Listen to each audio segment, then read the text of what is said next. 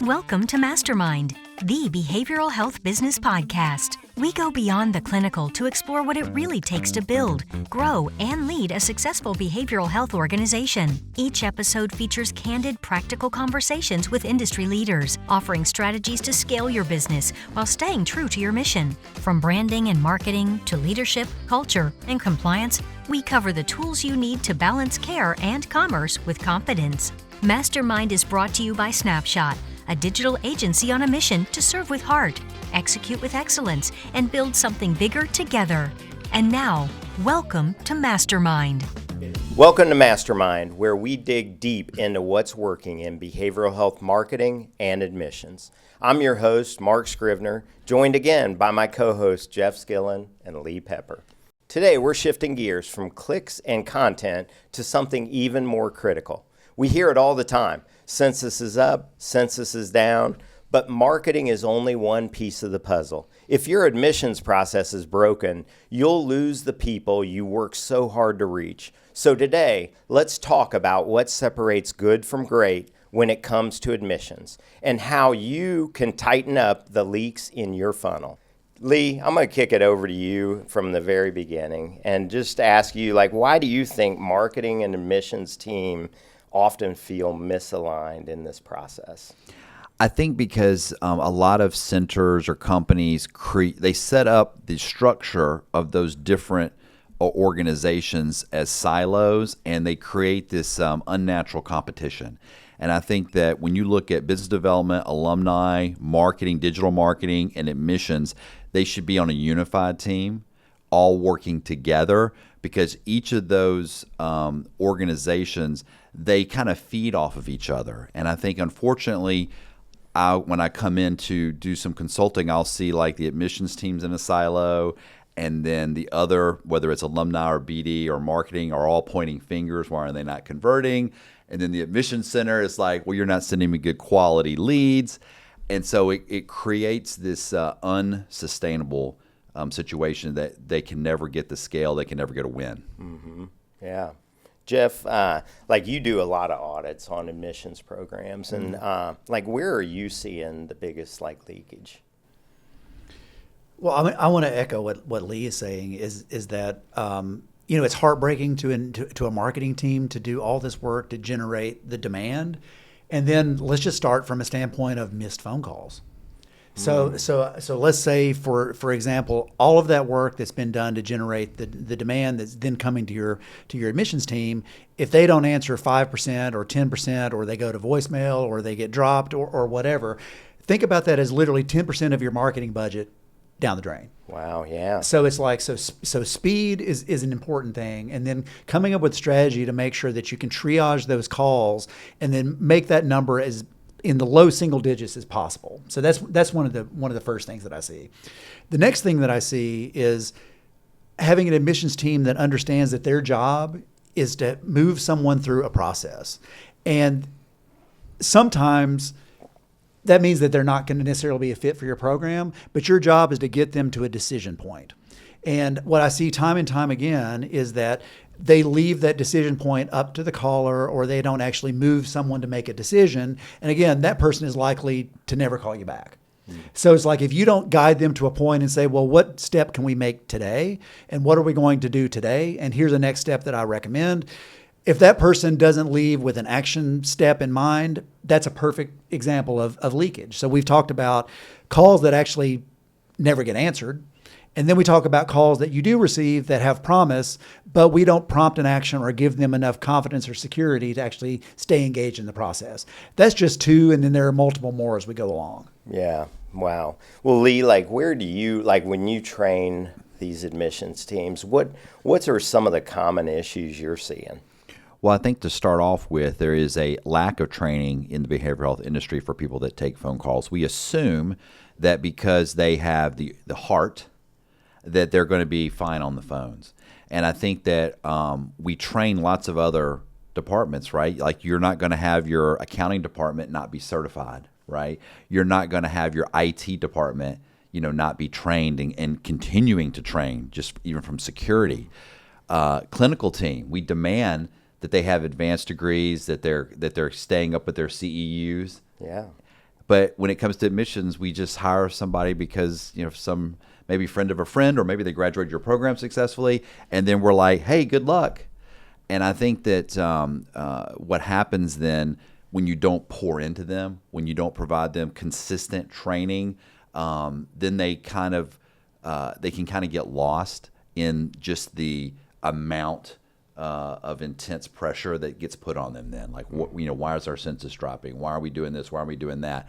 So you need to give them tools. You need to pour into them like you do your other departments. Yeah, that's interesting. Lack of training. And I mean, what business could you run today that you could not have to train your people and it be successful? I've got so many stories, Mark, where I'll come in and the CEO or the executive director will tell me, oh yeah, well, so-and-so, we need to put them on a PIP. And I'll be like, okay, have we trained them?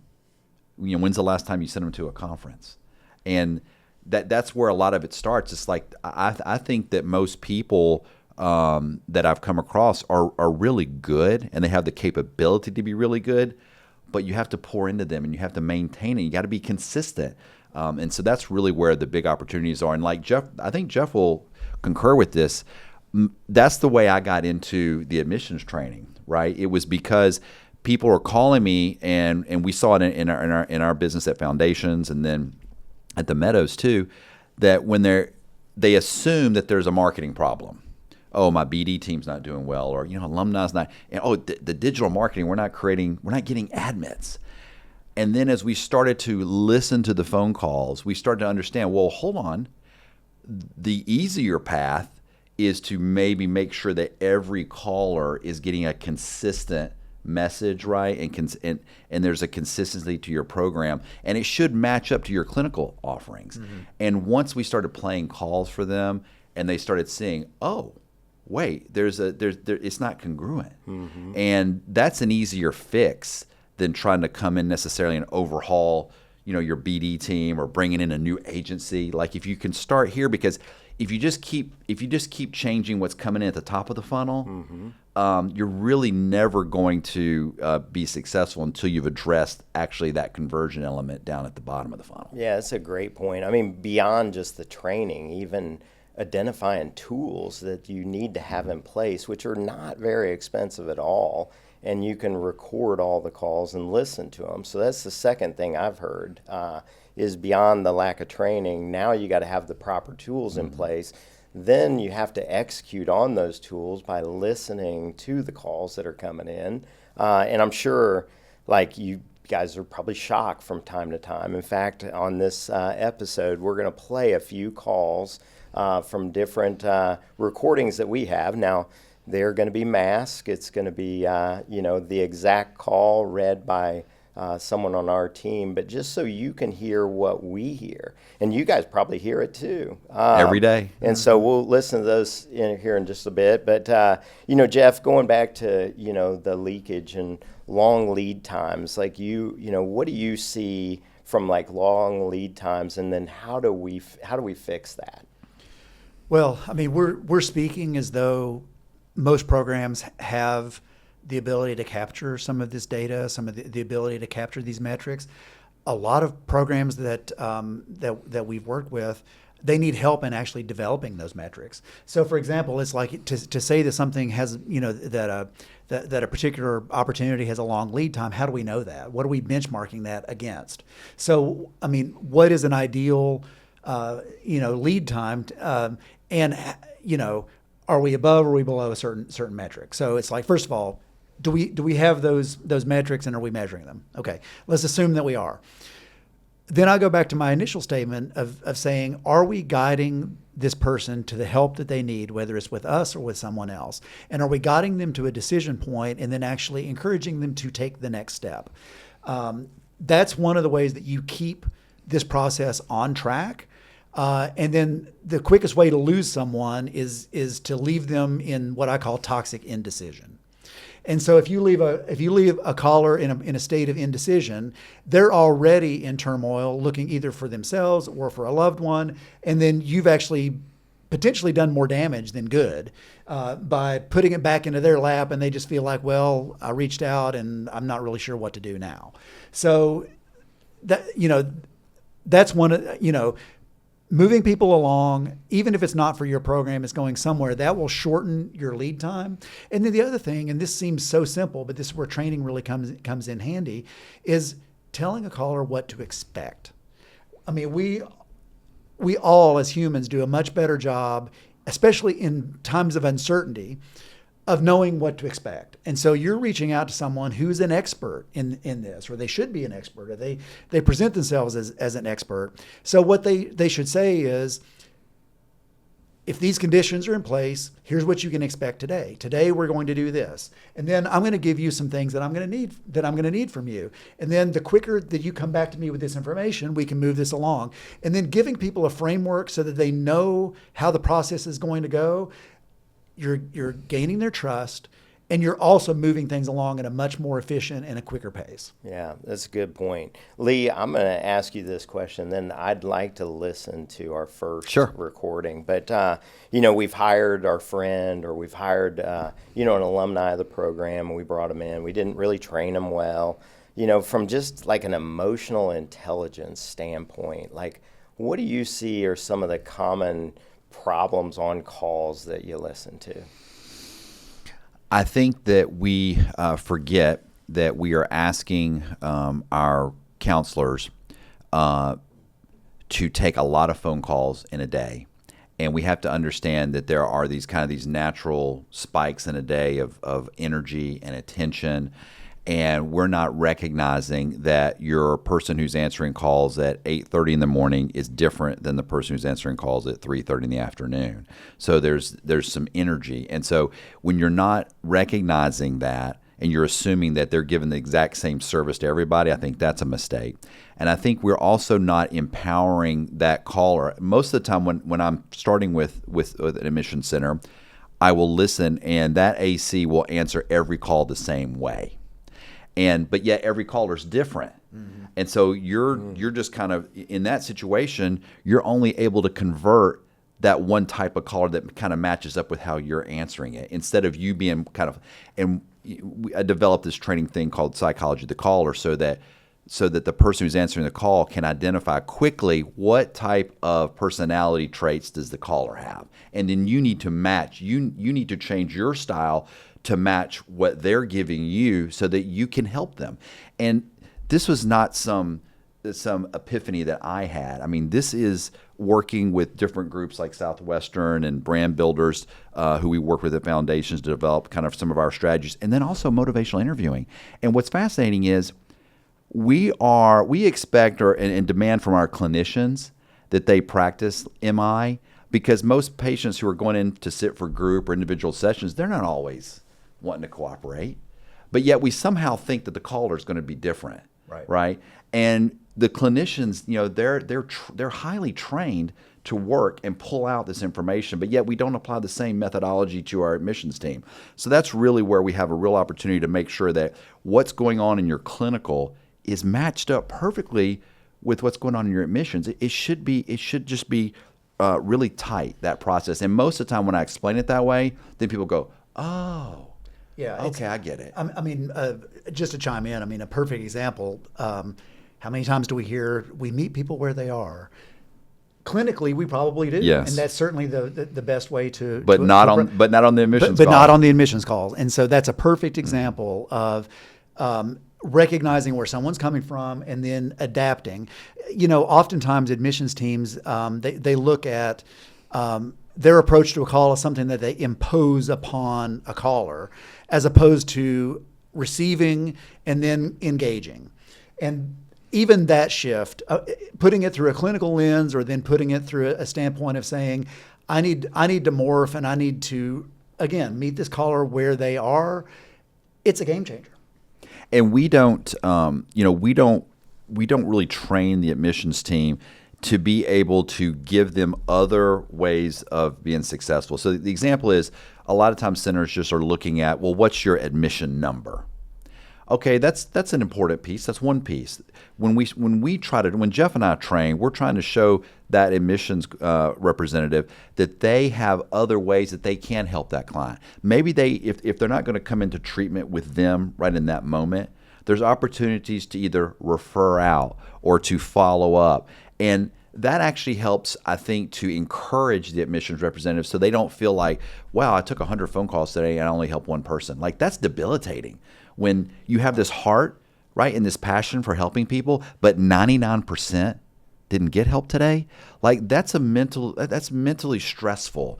And so being able to, and I think that that matches up perfectly with what the founders of the treatment center want, but for some reason it's just kind of it's missed. And Jeff and I have worked together for a long time, and I think back to when I was at Foundations. Originally I was the CIO before I became the CMO, because back then websites and digital marketing were kind of in the area of the CTO and the CIO. So when I took over the admissions center, and we knew that we were having struggles, and they said, Lee, can you step in and lead that team? We tried to change the different calls that were coming in. Like, we were shifting from yellow pages and TV to digital marketing. No matter what type of call we put in, the conversion rate never changed. So that's when I called Jeff, because Jeff was well known in Nashville, and I said, who do I need to talk to that can come in and help us with some training? And so Jeff made some calls, and that's where we ended up meeting now Amanda Vaden. And she came in and did an analysis, and that's when we started listening to phone calls. And we was like, oh my goodness, good people, but just weren't they just hadn't been trained. I don't want to. I mean, go ahead. It's a great trip down memory lane. 100%. Yeah. And I remember it really fondly. I think we've just landed on a really critical piece, which is the actual phone call is kind of like the EKG for your program.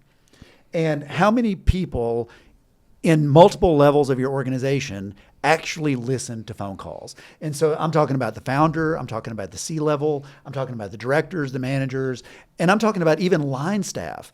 It's really important that everyone within the organization listens to phone calls, not just to say, how's our admissions team doing, but they need to hear what the people sound like that are seeking help. So it is just so revealing in terms of, this is what our marketing efforts are generating. This is how our admissions team is actually handling these marketing efforts. And then how do we make both of these better? So when you look at it from that standpoint and sort of a scientific approach, and how do we improve this?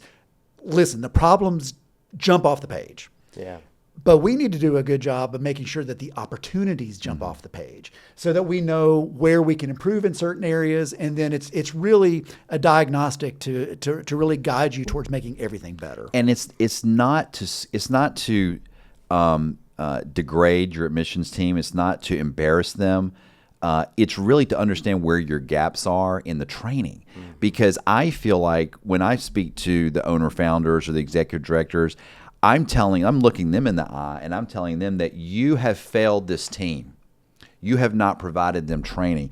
And by that, you have failed the patients that are calling in. You failed your marketing partners who are trying to, put you forward. And usually that they can take some ownership of that and go, I get it, once they hear the call. Because they know that the people that are answering the call, they know they're good people. A lot of them went to their programs. They have a passion and a heart.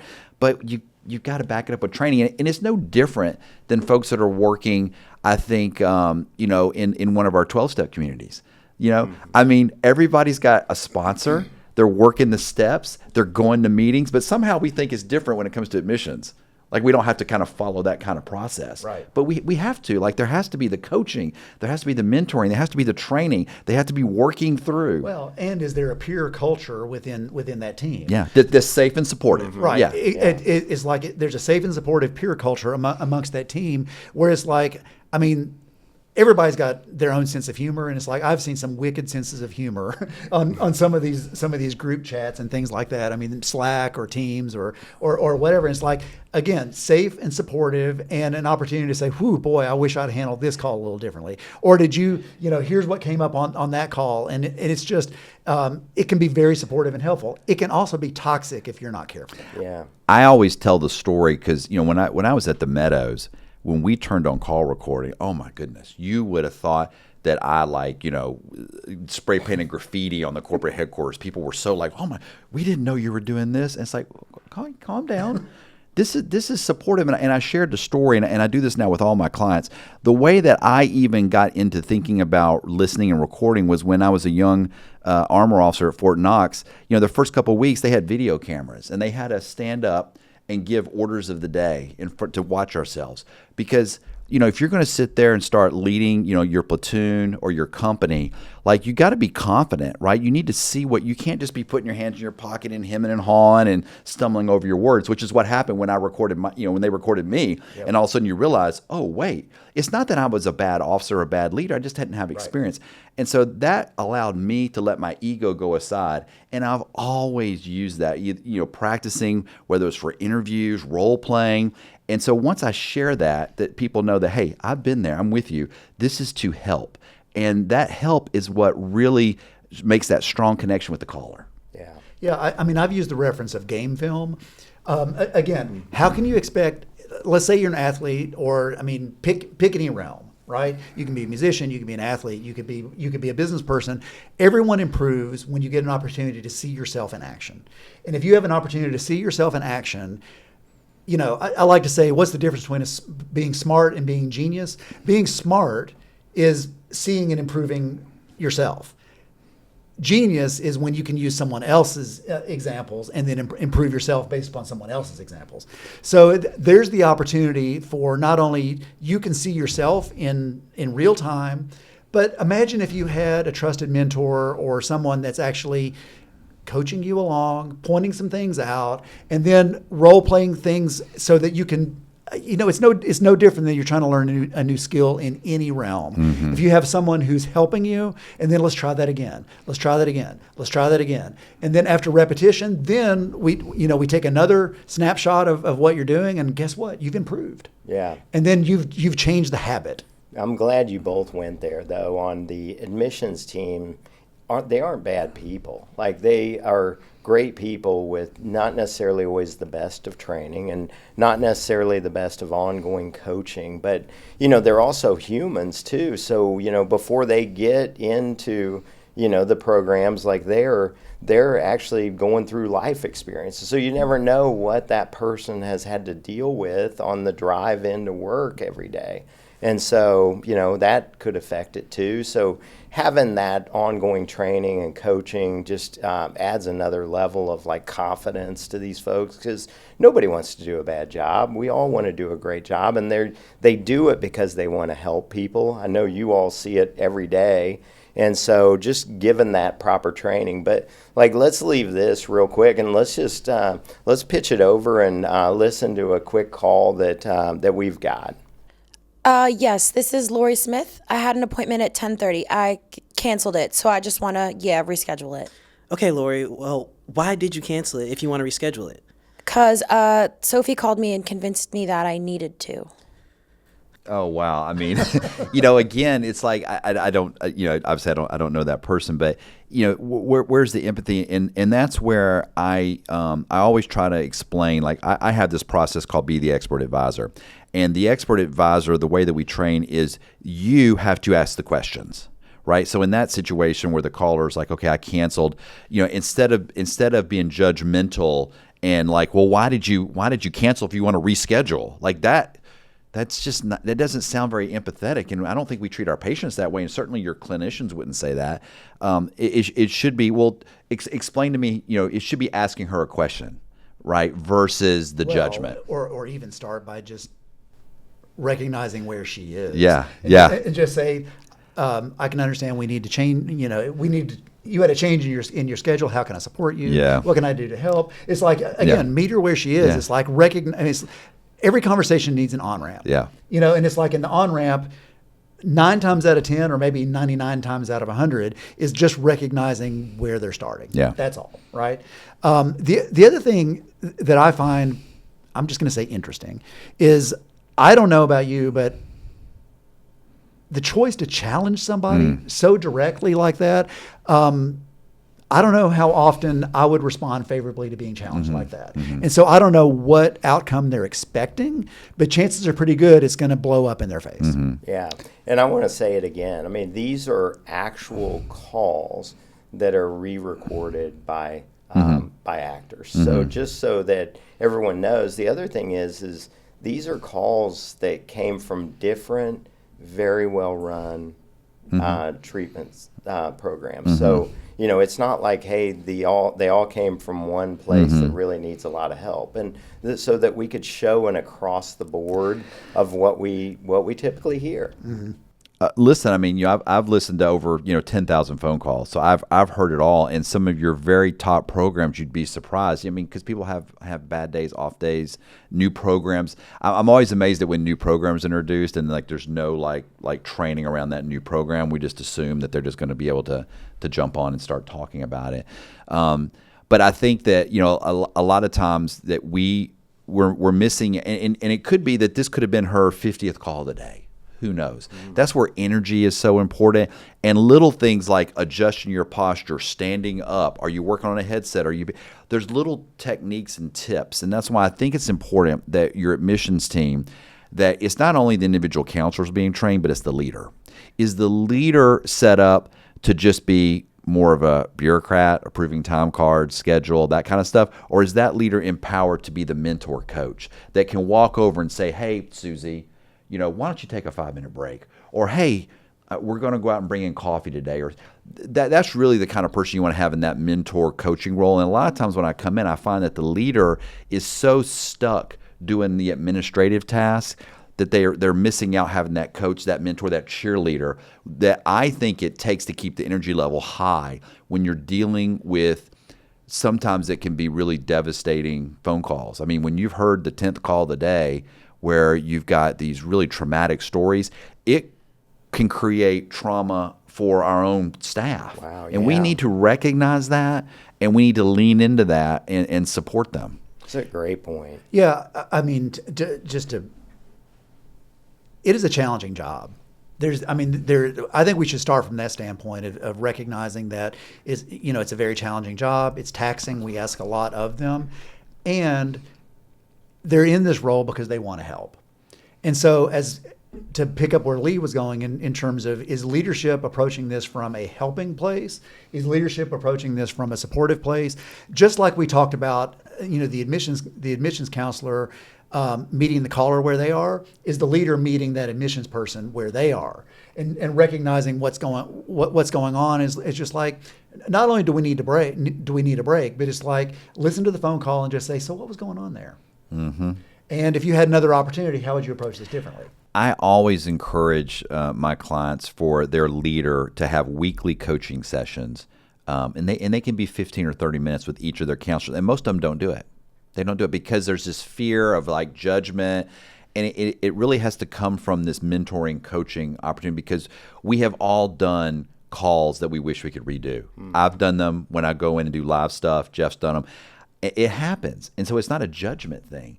It's really, how can we see what happened, and then how can we build scaffolding right around this team to make sure that happens less and less and less. Yeah, and this is not universally true, but one thing that I've found is that the personality of the person that tends to work in admissions, they don't want to make mistakes. And so they're very conscious of, I want to do things right. I know that people's lives are on the line. I want to do a good job. And so they're really concerned about making mistakes. And that's why it's so important with what Lee is saying, is that the mentoring approach or the leadership approach comes from a place of saying, this is where they start. They're concerned about making mistakes. So if you approach them from a punitive aspect, or here's what you did wrong, you're hitting them right in the bullseye of where it's going to hurt them the most. And you need to approach it from a standpoint of, how can I build you up, and then what support do you need, and then what can we do so that you feel more confident in dealing with some of these challenging calls. Even that approach makes a huge difference. Wow, but not every leader looks at it that way, and I think it's important that they get guidance on how to actually deal with that personality. I did a training session for one of my clients years ago when they were introducing EMDR as a new item that they were offering in their center. And what's fascinating is they launched it, and then when you started listening to the folks that would ask about EMDR, describe it, it was all over the board. Yeah. I mean, and so your admissions, you have to understand that your admissions team, some of them will be gifted in being able to kind of be flexible, and they'll go do their own research and they'll kind of develop their own track, how they talk about it. But others aren't gifted that way. It doesn't make them any less valuable. And so that's where, we came in, I listened to the calls, I created like an education. Okay, here's what EMDR is. We played some calls. Here's how you can talk about it better. And it's fun. Jeff and I do that all the time, but you can't assume that each person has that gift or that strength. So you need to apply the scaffolding, right, that's going to help train them, because now all of a sudden that team, they were relieved. I thought it was just on me. They knew they weren't doing a good job talking about it. In fact, you could just, I hope this caller doesn't ask about EMDR. Yes, yeah, absolutely. And I always train. People always say, "Well, how long does somebody need to train?" I'm like, I could put somebody on the phone the first day, because what you have to. One of the tips that I always tell them is that if somebody asks you about EMDR and you're just not comfortable in describing it, you need to say, you know what. I'm new here, or I'm not. I just learned about our EMDR program. Let me put you on a brief hold and let me get so and so to come over, because your whole team is supportive. And that's a lot of time in admission centers. It's very single threaded. When we open it up to say, hey, you hear this term skills-based routing. So that's a kind of a call center thing where you can move calls around based on the skills. But you've got this whole team, and most of them don't think about it. And they go, wow, I could ask my leader to kind of jump in, because our phone systems all have that ability, and just kind of join me in discussing EMDR. The caller's going to be so grateful that you did that, instead of you trying to handle it yourself and not doing a great job. Well, because the thing that we have to remember is that callers can smell insecurity. Callers can smell fear. And so if you are insecure or you're not confident in the way you're delivering your information, you're actually doing real damage to the opportunity, because they're like, yeah, I kind of regret making this phone call because I don't feel confident in engaging with this person. They would rather hear you say, you know what? We're going to talk about EMDR at the end of this call, and I'm going to get Joe on the phone with us. Yeah. It's like, I understand that's important to you, and as a matter of fact, I'm going to bring an expert on. Yeah. But meanwhile, we can continue our conversation. And when we're ready, I'm going to bring that person on. Yeah. Well, this is actually another perfect example of marketing and admissions not working together, or not having that cohesive plan where probably marketing ran a campaign around EMDR and got people They probably wrote the program description, so maybe they need to come in and present, do a lunch and learn, a brown bag, and explain 100%. It. Mm-hmm. Well, like a great example that I always love, you would be surprised, or I know Lee wouldn't be surprised. Mark, you may be surprised. You may be surprised how many admissions teams really don't know what campaigns are being run. And so, or an admissions team doesn't even understand what a Google ad is or what's generating these calls. And so it is so informative for a marketing team to meet with the admissions team and say, by the way, these calls don't come from thin air. There's not a tree that we shake and these calls happen. There's a lot of work that goes into generating these campaigns, and then people are seeking us. And then we explain what these marketing campaigns are, and they're like, now it starts to click why people are asking certain questions. Now it starts to click why people are seeking certain things. And then we can do a good job in terms of identifying, the call routing, so people can understand, okay, well, this was an ad call. And even we could say what ad word or ad extension was associated with this call. They'd be a little bit more prepared for what this call is likely to feel like.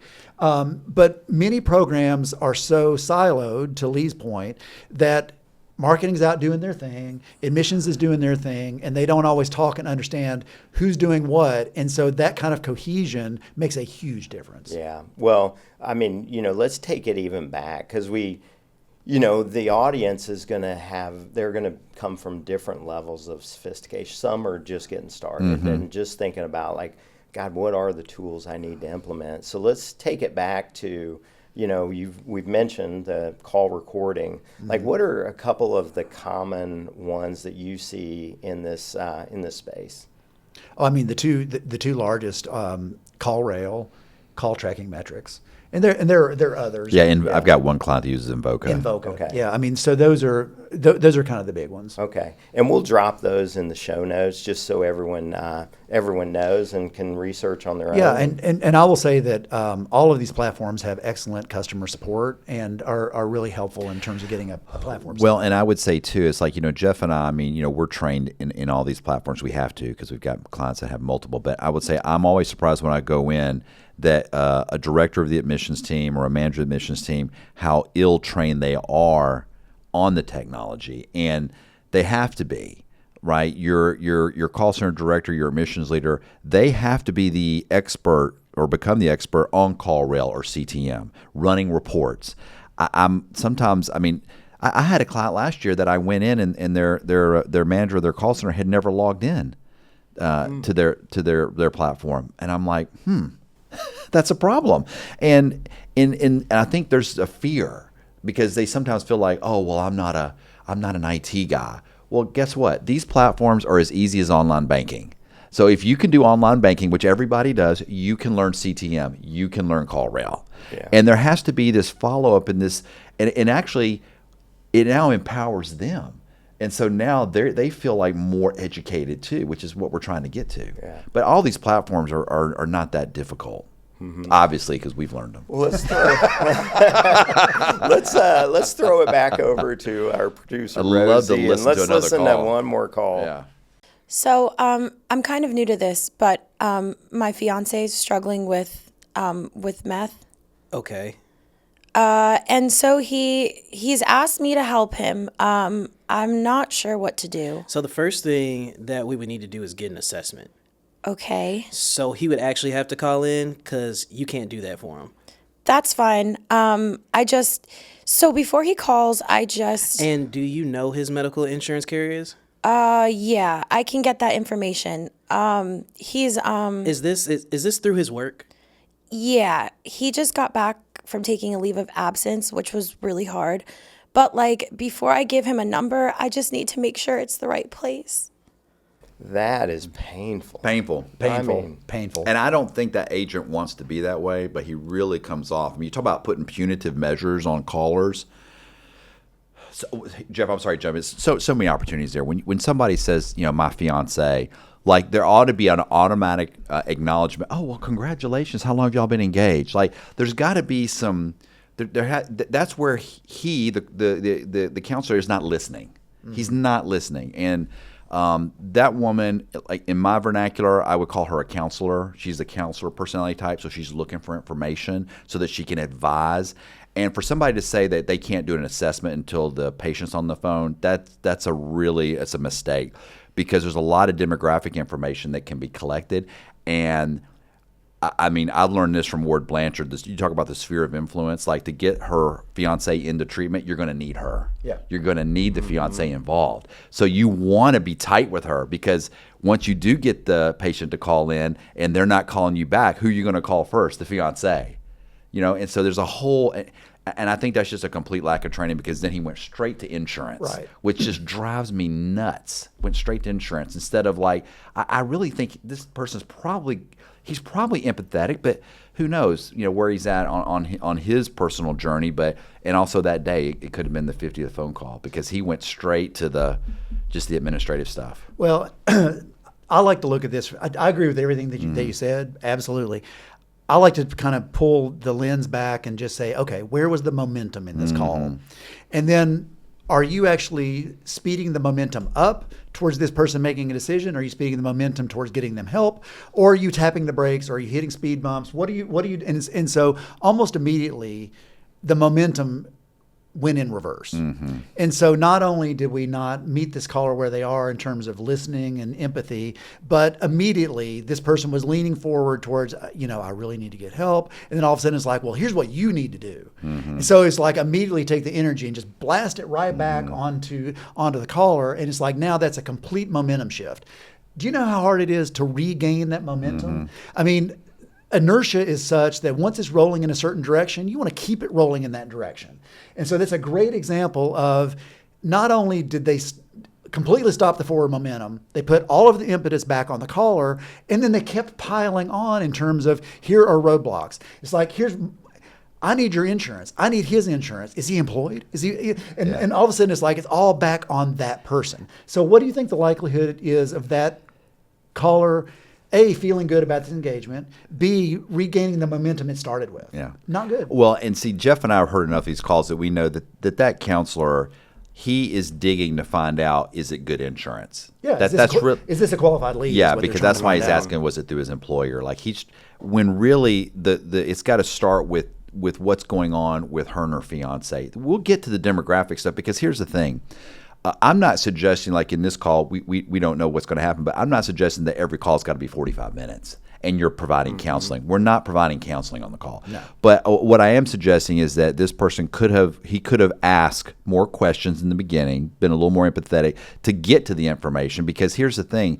If you are going to refer this person out, you want the fiance to go, even though they couldn't help my loved one, you're going to feel glad they called. But I am so glad that I called this place, and so was so helpful to me, because that's how you create this synergy in this activity. Because now the marketing team, whatever they were doing to create that call, now that call is not just a one and done, right? That's transaction, just one and done. But if you can train them and explain to them that no, you have the opportunity to be transformational, even if they don't come into your center. Right. If you help that person, even just for 5 minutes, be empathetic, she's going to feel good. She's going to refer other people that in her lifetime that might struggle, that she comes across. She's going to say, hey, call them.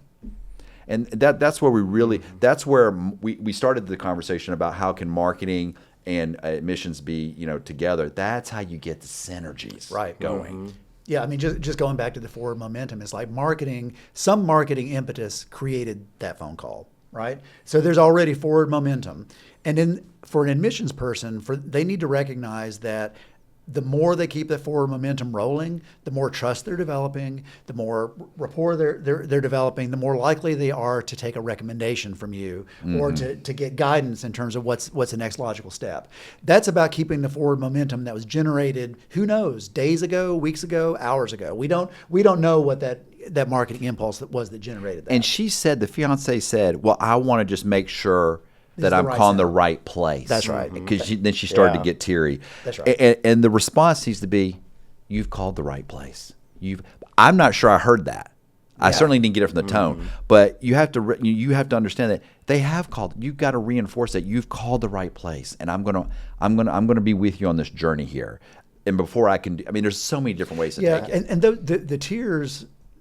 Of course, she's concerned about her loved one, but I think we need to be real and say that the tears that she was feeling was disappointment in how she was being greeted on this call. Yeah. I think the tears are being prompted by the fact that it's like, I really put myself out and I'm not getting at all what I expected. Yeah, that door, she could feel the door shutting. Correct. And who knows? This may have been the second or third place she's called today.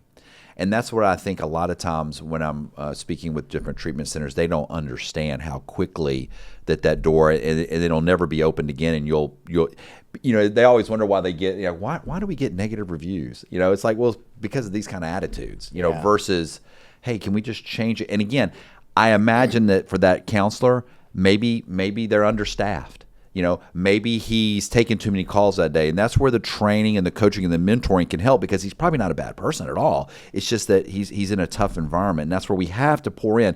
And it's so much cheaper to pour in and do training and mentorship and coaching than it is to go, oh, I got to go run another AdWords campaign on Google to create more leads that are going to drop out. I mean, again, it's like a lot of programs. They're like, we need more leads. And it's like, okay, we could always use more leads, but are we just filling a leaky bucket? Yeah. That's the challenge, right?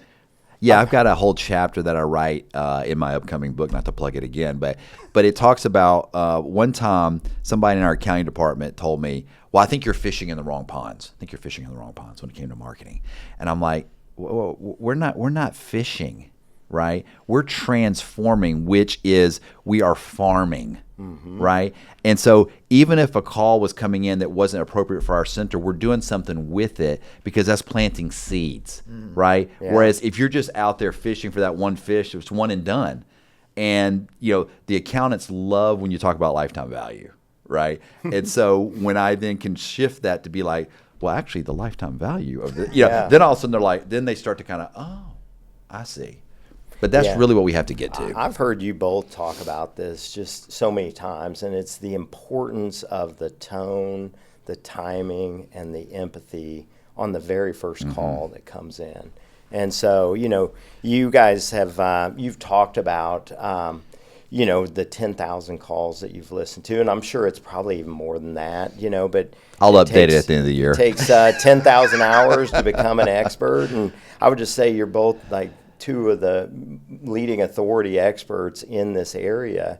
And I say that because if anybody out in the audience has questions, I'd want them to drop it in the comments so that you all can answer any of their questions about admissions or marketing or how they work together. But as we're starting to wrap up the episode, it'd be good just to listen to one last call and just get your thoughts on it.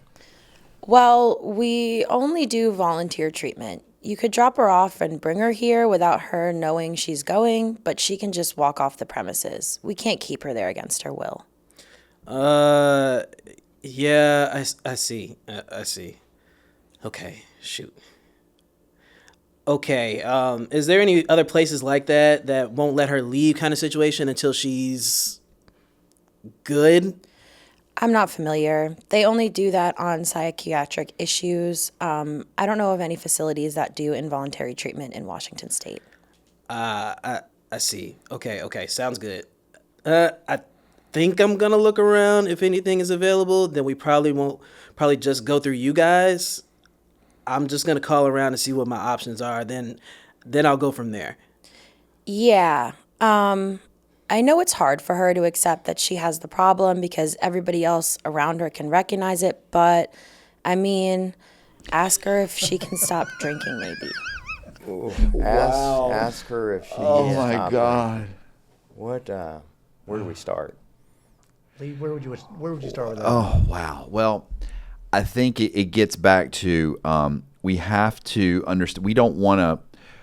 We've got somebody, right, that's on the phone. We have to understand that this is a life and death. So let's don't lose it, right? We're not necessarily saying that she's going to convert right away, but can we just seek to ask a few questions? And in that questioning process, we're going to educate this caller because he's unclear as to he sounds like he wants to do like a whole, like a 5150, right? And every state's different, and she's just assuming that he knows, Right. And I think that there's an opportunity here where no. You're the admissions counselor. You're going to educate this person. You're their guide. You're their Sherpa, and she's missing that opportunity. I'm not sure that anybody's poured into her like that. She's serving in that role. You're not just processing the paperwork, which is what she's doing there. She needs you to. She just wants to dot the I's and cross the T's, and you have to fit into her boxes that are on her form or in her EHR or in her CRM, and that doesn't work. Like we need to take a step back, zoom out, and let's get a hold of this guy. Let's wrap him up and let's explain. Hey, we can work with you. We're going to meet you where you are, but here's the process, right?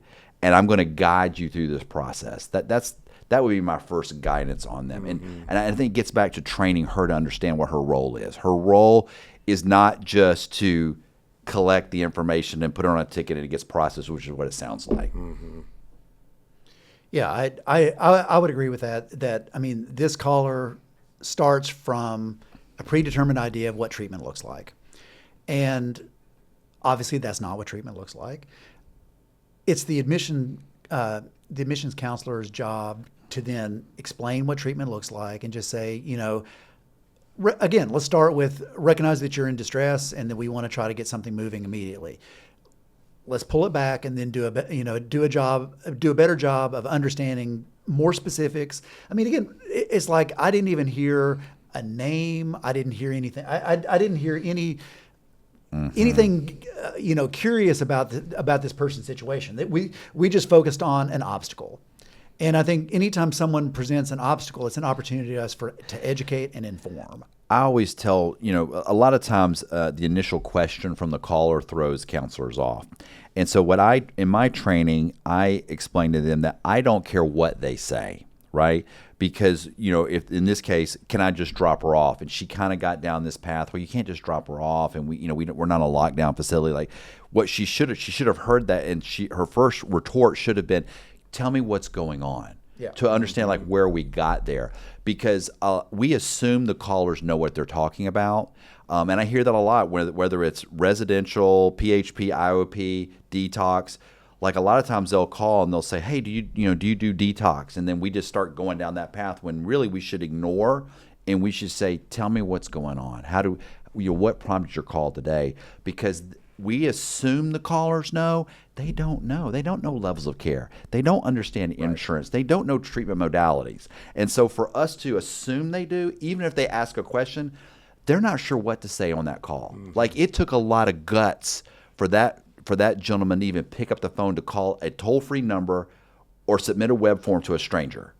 That's really what we have to understand, in that you're now the teacher, you're the Sherpa, you're the counselor in this situation, right? And that's how you need to see. You need to understand. I mean, the technique that Lee's describing is, one that, I'll consistently teach, called satisfy and steer. So it literally doesn't matter what the initial impetus is or what the initial question is. You need to satisfy that you've heard it, but then you need to steer back to, it's like, I'm going to need a little bit more information so that I can, either make a recommendation or really help you in this scenario. And it's like, it doesn't matter how many times you use that technique. If you use it skillfully, it will serve you every time. Absolutely. Yeah, I mean, that call is just a clear, situation where they've lost that person forever, probably. Like they'll call the next program. Yeah. And just that. Well, they even said they were going to. I mean, they're looking. I think there are a lot of sad things that happen on that call, but I think a really sad thing is that caller has now left thinking that there's a treatment program out there that is literally just going to hold someone against their will. Yeah. And I mean, you've not done them a service by saying that that's going to be helpful. Yeah. Yeah. Well, guys, thank you so much for all your insights. We've said it before, marketing gets the people in the door, but admissions is what brings them across the threshold. If you're seeing gaps in your census, take a hard look at how your admissions team is showing up. It's not just about scripts, it's about empathy, tone, timing, and trust. Thank people, use their names, understand what's going on in their world. Every detail matters. When someone is making one of the biggest decisions of their life, every detail matters. Huge thanks to Jeff and Lee for sharing their expertise today. If you want to dig in deeper into optimizing your admissions program, we'll include their contact info in the show notes. Thanks for listening to MasterMined, and we'll catch you on the next episode. That wraps up this episode of MasterMined. Thank you so much for joining us. And remember, MasterMined is not just a podcast, it's a community. So don't forget to comment, subscribe, and review us. Your feedback helps us continue to bring you content that's relevant and relatable. Thanks again to our sponsor, Snapshot, a digital media marketing agency. And thank you for joining us on MasterMined, your behavioral health playbook.